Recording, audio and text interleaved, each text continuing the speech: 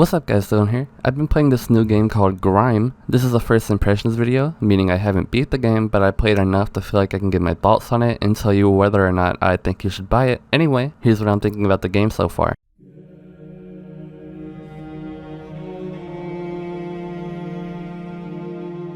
As someone who loves Metroidvanias and plays pretty much all of the new ones that come out, I always get excited when I see one pop up on the Steam store that's actually good. So to start off, the graphics in this game are fantastic. It's one of the best looking Metroidvanias out and probably one of the most performance demanding as well. So if you're on a lower end PC, expect possible performance issues, but overall, I played the game on Ultra and it runs fine with my PC. So most people probably should be fine, but you know, it's always a possibility that you can't run it.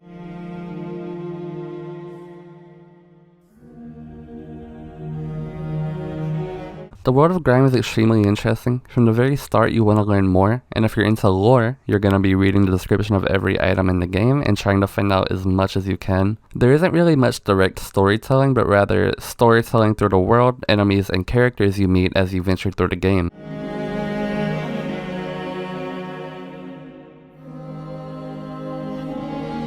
The game has a very slow start. The first 5 minutes of the game is teaching you base mechanics, dodging, jumping, climbing, and then parrying. The unique thing with the parry system in the game is that it directly correlates with the way you heal. In Grime, at least in the early game, you have a health gauge that fills up every time you interact with a surrogate, this game's version of a bonfire, or every time you parry. It's usually about 4 parries in order to fill up the health gauge in order to heal, and I feel like this system is fantastic. It adds a level of intensity to the game, and it also adds an incentive to learn the enemy attack animations and sound cues so that you can continuously fill the health gauge and basically have infinite heals if you're a good enough player. While the parrying system may sound broken, there are unparryable attacks that are signified by the enemy or the enemy's weapon turning completely red, and that means you have to avoid or dodge the attack in whatever way you can. Another thing with the parrying in game is that if you parry an enemy type a certain amount of times, you get the option to acquire a special ability. Just a hypothetical situation here. If you parry an enemy type called Gem 8 times, you get an ability to unlock that can do something like regenerate your stamina every time you land a parry. The thing with these abilities is that you have to unlock them via seemingly limited time currency called hunt points, which you get from special enemy types that are harder to kill than usual enemies. So it seems like there could be a decent amount of build variety with multiple playthroughs. And speaking of build variety,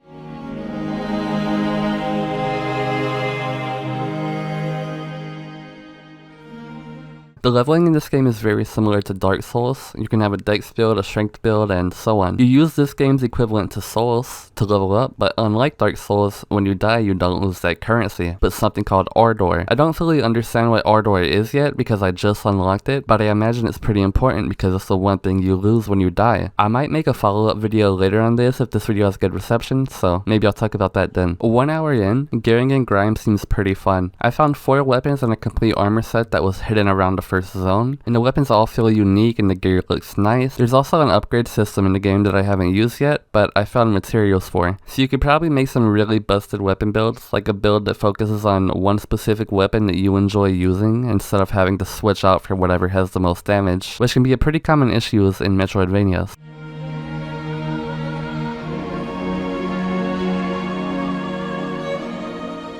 The music in this game so far is great. When you're exploring the first zone, the music is very quiet and ominous. It adds a lot to the immersion. And when you take on your first boss, you have this big, explosive, orchestral music that makes the fight feel so much more dramatic and cool. Overall, the music is really well done from what I've heard.